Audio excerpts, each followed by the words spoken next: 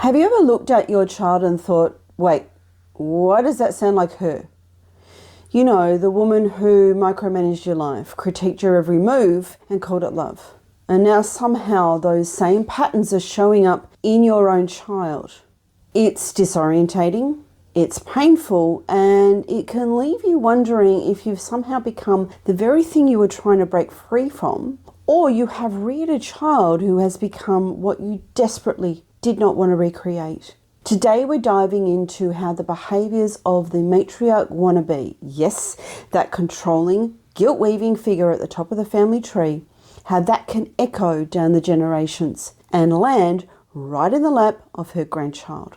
It's a dynamic where the grandchild can end up developing many of the behaviours and perspectives of the dysfunctional matriarch wannabe.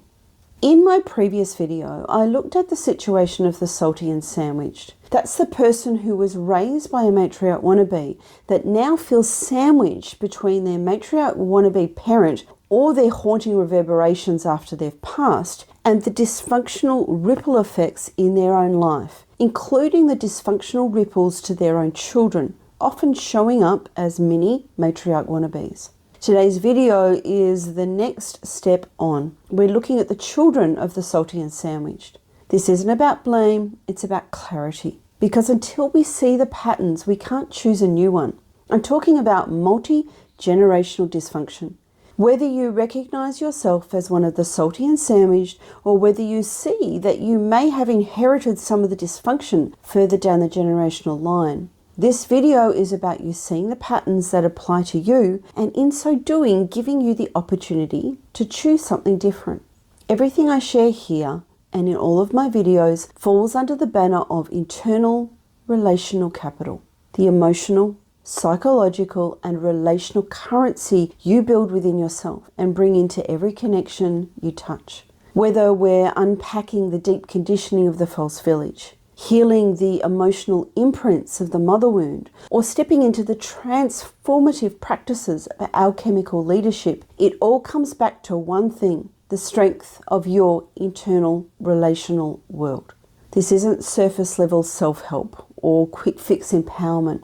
This is about dismantling the inherited patterns that keep you stuck, reclaiming the parts of yourself that were shamed or silenced, and using that reclaimed power to lead in your family, your work, and in your own life. And from a place that is embodied, conscious, and deeply aligned. Because when your inner infrastructure is solid, every relationship, including the one you have with yourself, becomes a site for healing, clarity, and true impact. Before we get into it, I want to say this. Not every parent who has a few traits of a matriarch wannabe is toxic. Many are still loving, supportive, and a source of strength. These videos aren't about tallying up parental mistakes. They're about naming the patterns I see again and again in my coaching work. Patterns that quietly shape people's lives until they're seen and healed. Also, a quick heads up. Some of what I share may land deeply, and some parts might not feel relevant at all. That's perfectly normal. We each have our own story, history, and family dynamics. But here's the key. It's up to you to discern what's useful. Take what resonates and apply it with honesty and intention. And if something doesn't fit, don't dismiss the whole message. Just recognize that that part might be speaking to someone else's experience. This work begins with recognition, and it deepens with personal responsibility. And if any part of today's video hits home, pop a comment below. I'd love to hear from you. And your comments let me know what topics to address in future videos. Or if you're ready to take the leap to unpack and begin to heal your particular situation, there's a link below to book a Mending the Mother Wound Tarot-led coaching session. I share these things because I truly see you, not just as a coach, but as someone who's been in it. I know this terrain because I've walked it myself, stumbled through it, made sense of it, and slowly found my way out. And now I help others do the same, to recognize the patterns, reclaim their voice, and finally feel like they're living their life, not someone else's script. Let's begin with a quote from a 2021 Psychology Today article that really captures this idea. The article says, We don't just inherit our skin tone, the colour of our eyes, or the broadness of our shoulders from our parents. We can also inherit our family's story, narrative, and views about life. There can also be unresolved conflict and baggage to sort through and clean up. The writer of this article was Elizabeth Dixon, as I said, Psychology Today 2021. So true, right? Sometimes the stuff we inherit is invisible but heavy, like carrying an emotional backpack full of bricks that you didn't pack. And here's how the Mini Matriarch Wannabe happens. Number one, we have learned behaviours, direct and indirect. This takes the form, firstly, of observational learning. Even if the wounded parent doesn't act exactly like the matriarch wannabe, they often carry the emotional residue, like anxiety, perfectionism, or a need for approval. Their children watch this. They soak in how relationships work, what's normal, and what love supposedly looks like. If mum constantly is overextending herself or avoiding conflict while simmering with resentment, or exhibits some other form of dysfunction that resulted from their matriarch wannabe upbringing, the child sees those coping mechanisms as tools, even if they don't really understand them yet. Then we have reactions to parental wounding. Sometimes the child reacts to the parent's struggles. If the wounded parent is emotionally unpredictable, the child may step into a control role to feel safe. If the parent is avoidant or indecisive, the child might become the one who takes charge early, growing up with a distorted idea of leadership, one rooted in anxiety and emotional hypervigilance. The child can react to wounding of the parent in a range of ways, but what is common is that the children react, often unconsciously, to the dysfunction that they are experiencing from their parent. They are reacting to the same dysfunction that resulted from their parents' upbringing, the upbringing that their parent experienced from their matriarch wannabe. And the reaction of the grandchild can often perpetuate the toxicity. Secondly, we have the search for order in chaos. Within that, we have unmet needs. The wounded parent may still be carrying their own unresolved pain. They might struggle to give their child the steady emotional support they themselves never received. Things like consistency, validation, or safe autonomy. That instability can leave a child feeling like they're on shifting sand. And then we have an attempt to create order. In that instability, the child may grab hold of control or order like a life raft. They may start orchestrating everything around them, mimicking the strategies that they saw worked, even if those strategies came from the matriarch wannabe 2 generations up. Because when you grow up in chaos, control starts to look like love, or at least safety. Number 3, we have internalized beliefs and survival blueprints. Within that, we have a distorted understanding of relationships. Without meaning to, the child may absorb a warped message that relationships are transactional, that love must be earned, or that power is more important than connection. These beliefs shape everything from how they communicate, to how they attach, to how they parent in return. We then have survival skills, guilt trips, silent treatment, conditional affection. These tactics may not be taught explicitly, but they're learned by experience and passed down like heirlooms no one asked for. The child may adopt these methods not because they're malicious, but because this is what their family system taught them works. April was the grandchild of a matriarch wannabe. She grew up seeing her mother berated and disempowered by her grandmother. April's mother did her best to provide everything that she could for April: love, security, shelter, encouragement, and reassurance. But April's mother carried the unhealed scars from her upbringing, a susceptibility to feeling stressed and overwhelmed, a bottling up and emotionally withdrawing, a lack of joy and thriving. While April's mother did everything she could to give April what she needed, April's mother was still carrying around the emotional scars from her upbringing like a heavy blanket. While April loved her mother, she also learned to see her mother as weak, as lesser than, because she repeatedly saw her mother as disempowered, sad, and bullied. And that was the last thing April wanted for her own life.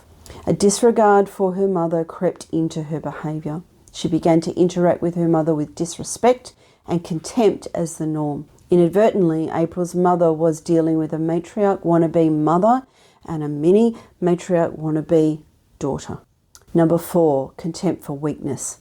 This part can be hard to admit, but sometimes children of wounded parents develop an internal vow: I will never be like that.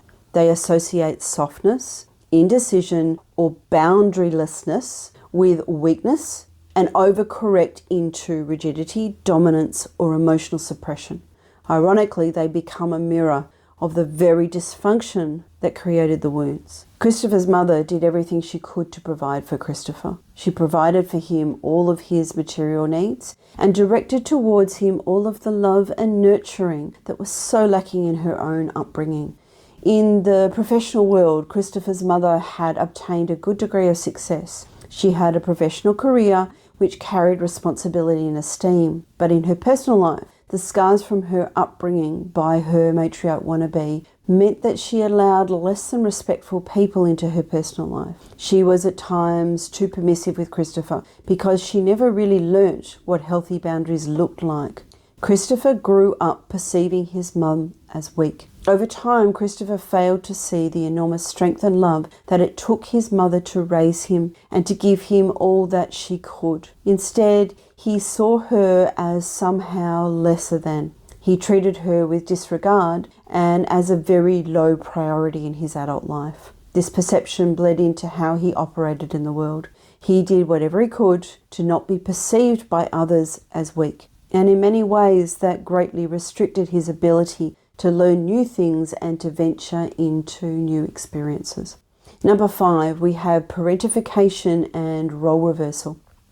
When the wounded parent is emotionally fragile or inconsistent, the child may be forced to grow up fast. They become the emotional caretaker, the fixer, the responsible one. And while they might seem mature or strong, underneath is a child who has become a little adult way too soon and now doesn't know how to stop. They may show care through control or confuse closeness with over-responsibility, unintentionally replicating the very power imbalance that they were subjected to. Sarah's mother was emotionally dysregulated and unable to fulfill many adult and parental responsibilities, such as financial budgeting, house cleaning, or the preparation of healthy food. This inability of Sarah's mother to function was partially the result of being raised by a matriarch wannabe. As a child, Sarah fulfilled a quasi-parental role in order to fulfill the gap of her mother's inability. Sarah was ensuring her younger siblings were fed and basic house cleaning was done, as well as being an emotional support for her mother and siblings. Sarah had become a parentified child. Number 6, emotional dysregulation and trauma loops. Generational trauma doesn't just get passed down in stories. It shows up in emotional reactivity, avoidance, and overwhelm. When emotions were never safe or validated, the child of a wounded parent might struggle to regulate their own. And to manage their inner chaos, they may try to control outer chaos, other people's feelings, actions, or perceptions. Essentially, the child of the wounded parent isn't necessarily mimicking their parent's wounding, but rather the behaviours that caused the wounding in the first place, or the dysfunctional coping mechanisms that arose from it. They are operating from a playbook of unhealthy relationship dynamics that has been passed down through their family system, seeking power, control, or a sense of safety in a way that ultimately perpetuates the cycle. Breaking this chain often requires the child of the wounded parent, now an adult, to gain awareness of these inherited patterns, seek external assistance to process their own trauma, and to consciously choose to parent and relate in fundamentally different, healthier ways. Let's look at something that you can do today to help you recognize and stop the pattern. This exercise applies whether you recognize yourself as one of the salty and sandwiched or as the one facing the effects of the matriarch wannabe further down the generational line. The exercise is called Triggers are a gift. A trigger reaction is any time when you feel a strong emotional reaction that's out of proportion to the immediate cause. The emotional reaction can range from anger, sadness, anxiety, overwhelm, helplessness, or some other type of emotional dysregulation. Triggers are particularly worth noting if you see a pattern in yourself when the feelings keep reoccurring. Triggers are gifts because they are snapshots, glimpses into unhealed emotional wounds. To explain this as an example, Mary worked in an office where one of her co-workers, Brian, had a bad habit of taking any office tools he needed, such as a stapler or a pen, from Mary's desk. If Mary was working solely from logic, she could politely ask Brian to stop taking from her desk or to ask him to quickly return the items after he used it. Instead, Mary could feel herself raging internally when Brian's undesired behaviour emerged. After working through the origin of the trigger, Mary discovered that her rage reaction stemmed from her upbringing, where her belongings were never truly her own. Her mother and her siblings took what they wanted from her room and did not return anything. Brian's inconsiderate taking of Mary's stapler triggered a very old wound in Mary of her things never truly being hers. With that knowledge of what a trigger is, let's go through the exercise. Number 1, when you feel you are being triggered, when your emotional response is out of proportion to the obvious immediate cause, stop, grab a pen and paper and record the trigger. What was the obvious immediate cause? What was your reaction? Number 2, ask yourself and record, what is the true origin of this reaction? In some cases, you will know the answer to this question straight away. In some cases, you will be a little bit baffled. If you're not sure, take a guess of the true origin or list possible true origins. Number 3, record how you can fulfill that unmet need yourself now. It may be self-reassurance. It may be creating some sort of boundary. It may be speaking your truth instead of shutting down. Number 4, then choose a different small action, even if it feels awkward or vulnerable. A different tone, a different sentence. Step back instead of jumping in. This practice is about interrupting the automatic trigger response. It helps make the unconscious conscious. It gives you the opportunity to choose a new pattern, one that doesn't perpetuate inherited pain. It helps the salty and sandwich parent see the pain without drowning in it. It helps the mini matriarch wannabe see their power without misusing it. And it helps both begin the quiet, radical work of healing the family line by responding instead of reacting. Now, I encourage you to not just be a passive viewer. Honestly, authentically do the exercise, because the more that you are actively working towards your healing, the faster you kickstart your own recovery. Breaking this cycle starts with awareness and the willingness to see what's been passed down without examination. If this resonated, I'd love to hear from you in the comments. Type freedom from the trigger if you're ready to shift the emotional inheritance and start a new chapter. And if you want personal one-on-one support in unpacking your own relational patterns, the link to book a Mending the Mother Wound tarot-led coaching session is below. If you found this helpful, chances are someone else needs it too. So please like, share and subscribe to help spread the awareness. And if you'd like to explore more, here's a link to the Salty and Sandwich video where I dive into the predicament of the adult children of the matriarch wannabe. I recommend watching that one next. Remember, by watching this and my other videos, you are raising your awareness. Awareness is the start of healing. Congratulations for choosing your own healing journey. Bye for now.